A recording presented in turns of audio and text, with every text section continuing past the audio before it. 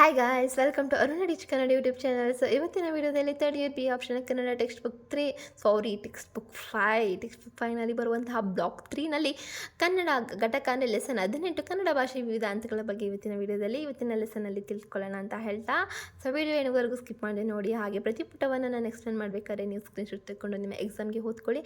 ಹಾಗೆ ನಾನು ಇದನ್ನು ಟೆಕ್ಸ್ಟ್ ಬುಕ್ನಲ್ಲಿ ಬರುವಂಥ ಲೆಸನ್ ಆಧರಿಸಿ ನಾನು ನೋಟ್ಸ್ ಮಾಡಿರುವಂಥದ್ದು. ಸೊ ನೀವು ಒಂದು ಟೆಕ್ಸ್ಟ್ ಬುಕ್ನಲ್ಲಿ ಓದಿಲ್ಲ ಅಂದರೆ ನಿಮಗೆ ಇನ್ನೂ ಇದಕ್ಕಿಂತ ಹೆಚ್ಚು ನಿಮಗೆ ಅಂದರೆ ಇವಾಗ ಒಂದು ಪೇಜಲ್ಲಿ ನಿಮಗೆ ಫುಲ್ ಆನ್ಸರ್ ಇದೆ ಅಂದರೆ ಇದು ಅರ್ಧ ಆನ್ಸರಲ್ಲಿ ನಿಮಗೆ ತಿಳಿಸ್ಕೊಡುವಂಥ ಒಂದು ಉದ್ದೇಶ ನೋಟ್ಸಲ್ಲಿ. ಸೊ ನಿಮಗೆ ಫುಲ್ಲು ನಿಮ್ಗೆ ಓದಬೇಕು ಅಂತಂದರೆ ನೀವು ಇದನ್ನು ಓದಿಬೇಕು, ಟೆಕ್ಸ್ಟ್ ಬುಕ್ಕನ್ನು ನೀವು ಓದ್ಕೊಬೋದು. ಹಾಗೆ ನನಗೆ ಇದೇ ಸಾಕು ಅಂದರೆ ನೀವು ಇದನ್ನು ಓದಿದ್ರು ಸಾಕು, ನೀವು 10 out of 10 ನೀವು ಎಕ್ಸಾಮಲ್ಲಿ ತೊಗೋಬೋದು ಮಾರ್ಕ್ಸ್ನ ಅಂತ ಹೇಳ್ತಾ, ಸೊ ಲೆಸನ್ ಪೀಠಿಕೆ. ಕನ್ನಡವು ಭಾರತದ ಅತ್ಯಂತ ಪ್ರಾಚೀನ ಹಾಗೂ ಸಮೃದ್ಧ ದ್ರಾವಿಡ ಭಾಷೆಗಳಲ್ಲಿ ಒಂದಾಗಿದೆ. ಸುಮಾರು 2,000 ವರ್ಷಗಳ ಇತಿಹಾಸವನ್ನು ಹೊಂದಿರುವ ಕನ್ನಡ ಭಾಷೆಯು ಕಾಲಕ್ರಮೇಣ ಹಲವು ಹಂತಗಳನ್ನು ದಾಟಿ ಇಂದಿನ ಆಧುನಿಕ ರೂಪವನ್ನು ಪಡೆದಿದೆ. ಕನ್ನಡ ಭಾಷೆಯ ಬೆಳವಣಿಗೆಯೊಂದಿಗೆ ಅದರ ಲಿಪಿ, ಸಾಹಿತ್ಯ ಮತ್ತು ವ್ಯಾಕರಣವು ಅಭಿವೃದ್ಧಿಯಾಗಿದೆ. ಸಾಮಾನ್ಯವಾಗಿ ಕನ್ನಡ ಭಾಷೆಯ ಬೆಳವಣಿಗೆಯನ್ನು ಪೂರ್ವದ ಹಳಗನ್ನಡ, ನಡುಗನ್ನಡ ಹಾಗೆ ಹೊಸಗನ್ನಡ ಎಂಬ ಹಂತಗಳಾಗಿ ವಿಂಗಡಿಸಲಾಗುತ್ತದೆ. ಕನ್ನಡ ಲಿಪಿ ಕನ್ನಡ ಭಾಷೆಯನ್ನು ಬರೆಯಲು ಬಳಸುವ ಲಿಪಿಯನ್ನು ಕನ್ನಡ ಲಿಪಿ ಎಂದು ಕರೆಯುತ್ತೇವೆ. ಇದು ಬ್ರಾಹ್ಮಿ ಲಿಪಿಯಿಂದ ವಿಕಾಸಗೊಂಡಿದೆ. ಕಾಲಕ್ರಮೇಣ ಕದಂಬ ಮತ್ತು ಚಾಲುಕ್ಯರ ಆಳ್ವಿಕೆಯಲ್ಲಿ ಕನ್ನಡ ಲಿಪಿ ಇನ್ನಷ್ಟು ಅಭಿವೃದ್ಧಿಯಾಯಿತು. ಕನ್ನಡ ಲಿಪಿಯ ವೈಶಿಷ್ಟ್ಯಗಳೇನು? ಬ್ರಹ್ಮಲಿಪಿಯಿಂದ ರೂಪುಗೊಂಡಿದೆ, ಹಾಗೆ ಸ್ವರ ಮತ್ತು ವ್ಯಂಜನಾಕ್ಷರಗಳನ್ನು ಒಳಗೊಂಡಿದೆ. ಉಚ್ಚಾರಣೆಗೆ ಅನುಗುಣವಾದ ಲಿಪಿಯಾಗಿದೆ. ಕನ್ನಡ ಸಾಹಿತ್ಯದ ಬೆಳವಣಿಗೆಗೆ ಮಹತ್ವದ ಪಾತ್ರ ವಹಿಸಿದೆ. ಕನ್ನಡ ಭಾಷೆಯ ವಿವಿಧ ಹಂತಗಳು. ಕನ್ನಡ ಭಾಷೆಯ ಬೆಳವಣಿಗೆಯನ್ನು ಮುಖ್ಯವಾಗಿ 4 ಹಂತಗಳಾಗಿ ವಿಂಗಡಿಸಲಾಗಿದೆ. ಪೂರ್ವದ ಹಳಗನ್ನಡ, ನಡುಗನ್ನಡ, ಹಾಗೆ ಹಳಗನ್ನಡ ಮತ್ತು ಹೊಸಗನ್ನಡ. ಇವಾಗ ಇದರ ಬಗ್ಗೆ ತಿಳ್ಕೊಳ್ಳೋಣ. ಫಸ್ಟು ಪೂರ್ವದ ಹಳಗನ್ನಡ, ಕ್ರಿಸ್ತ ಶಕ 450ರಿಂದ 800.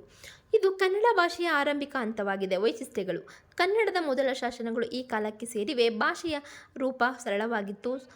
ಸಂಸ್ಕೃತದ ಪ್ರಭಾವ ಕಡಿಮೆಯಾಗಿತ್ತು. ವ್ಯಾಕರಣ ಇನ್ನೂ ಅಭಿವೃದ್ಧಿಯ ಹಂತದಲ್ಲಿತ್ತು. ಪೂರ್ವದ ಹಳಗನ್ನಡದಲ್ಲಿ ಪ್ರಮುಖ ಶಾಸನಗಳು ಅನ್ಮುಲಿ ಶಾಸನ, ಬಾದಾಮಿ ಶಾಸನ ಹಾಗೆ ಐಹೊಳೆ ಶಾಸನ. ಮಹತ್ವ: ಕನ್ನಡದ ಪ್ರಾಚೀನ ರೂಪವನ್ನು ತಿಳಿಸುತ್ತದೆ. ಕನ್ನಡ ಭಾಷೆಯ ಆರಂಭಿಕ ಬೆಳವಣಿಗೆಯನ್ನು ಪ್ರತಿಬಿಂಬಿಸುತ್ತದೆ. ಸೆಕೆಂಡ್ ಒನ್, ಹಳಗನ್ನಡ, ಕ್ರಿಸ್ತಶಕ 800ರಿಂದ 1200. ಈ ಅವಧಿಯಲ್ಲಿ ಕನ್ನಡ ಸಾಹಿತ್ಯದ ಸುವರ್ಣ ಯುಗದ ಆರಂಭ ಎಂದು ಕರೆಯಲಾಗುತ್ತದೆ.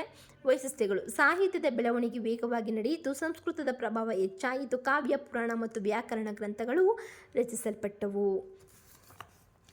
ನೆಕ್ಸ್ಟು ಪ್ರಮುಖ ಕವಿಗಳು.